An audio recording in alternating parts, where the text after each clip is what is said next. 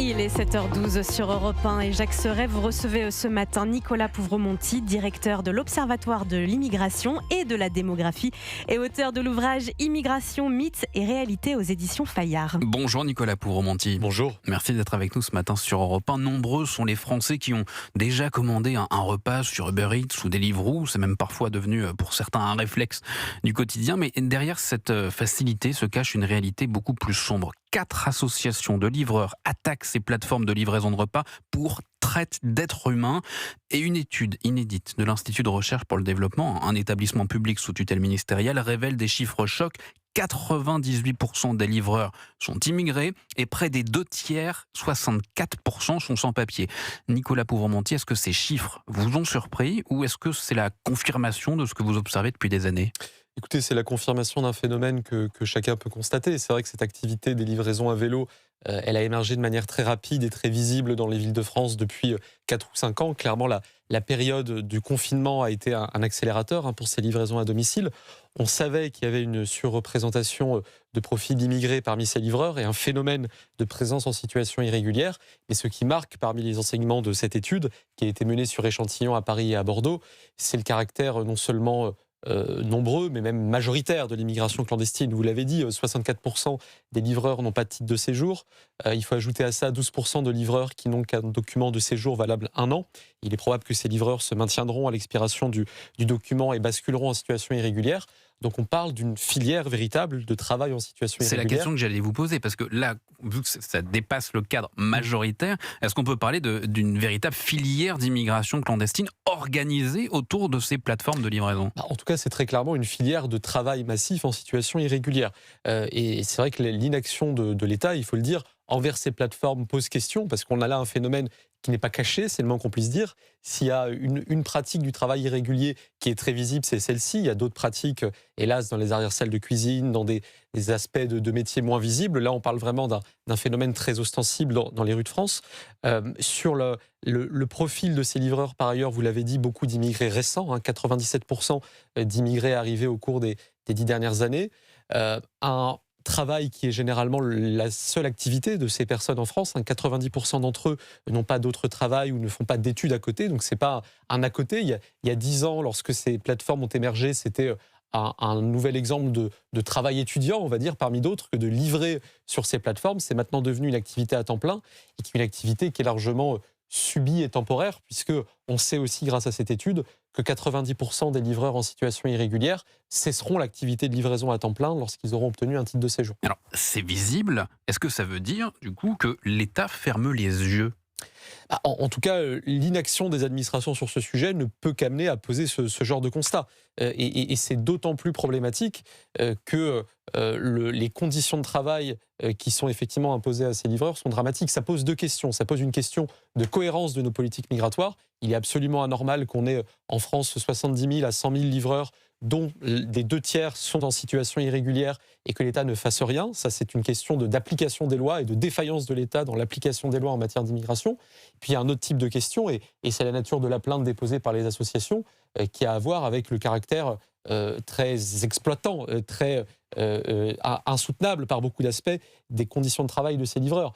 Un livreur Uber Eats fait en moyenne 830 km par mois, sans compter le retour à son point de départ, avec un état de santé mentale et physique qui est globalement très dégradé, avec une rémunération qui correspond à moins de la moitié du SMIC horaire.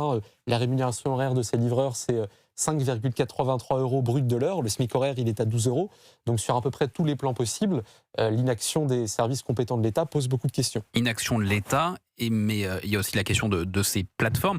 Pourquoi, selon vous, ces plateformes ne mettent pas fin à ces pratiques, au fait que la très grande majorité des personnes qui travaillent pour ces plateformes ne sont pas dans un cadre régulier? Écoutez, je pense qu'il y a un intérêt très rationnel. À partir du moment où les livreurs sont en situation irrégulière, ou par ailleurs souvent ils louent, ils empruntent le compte de quelqu'un d'autre, ils sont en situation de dépendance. C'est ce qui permet aussi de leur proposer des rémunérations qui sont aussi faibles que celles qu'on vient d'évoquer. Donc il y a sans doute une sorte d'avantage compétitif pour ces plateformes à laisser perdurer un système qui est insoutenable sur à peu près tous les plans. Vous expliquez que ça révèle les impasses de l'immigration de travail. Pourquoi ? Disons que au-delà du cas des livreurs à vélo, quand on regarde les secteurs mieux institués, qui embauchent le plus d'immigrés dans leur main-d'œuvre, on retrouve dans l'ordre les employés de maison, 40% d'entre eux sont immigrés, les ouvriers non qualifiés du BTP, le gardiennage et la sécurité privée, alors qu'ils sont des secteurs qui ont une utilité sociale, mais qui produisent peu de valeur ajoutée, qui sont déjà très aidés par la collectivité, parce que globalement, ils payent mal leurs salariés, donc la communauté nationale compense par la prime d'activité, par les prestations sociales, et ça dit beaucoup de notre système budgétaire et fiscal qui transfère beaucoup de ressources depuis les secteurs qui produisent de la richesse vers ceux qui en produisent moins, et notre actuelle politique d'immigration renforce ce travers qui est déjà préexistant dans le système économique français.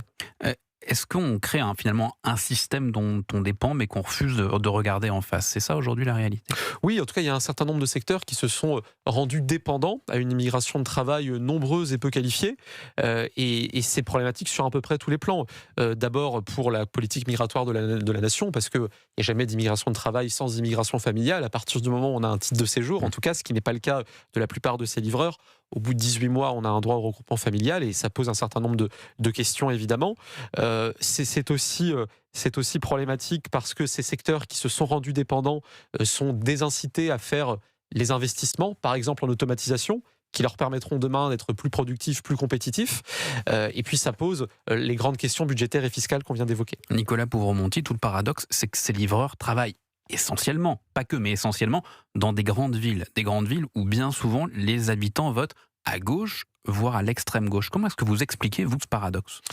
Je pense que ça a beaucoup à voir avec une certaine forme de sociologie urbaine, c'est-à-dire qu'effectivement, on a d'autant plus de facilité à utiliser ces plateformes qu'on vit dans une grande ville où, par ailleurs, structurellement, tendanciellement, le vote pour les partis de gauche est plus fort. C'est assez intéressant. D'ailleurs, il y avait une étude quantitative il y a de ça un an qui montrait effectivement que les personnes qui disaient voter à gauche étaient aussi celles qui utilisaient le plus souvent ces plateformes de livraison.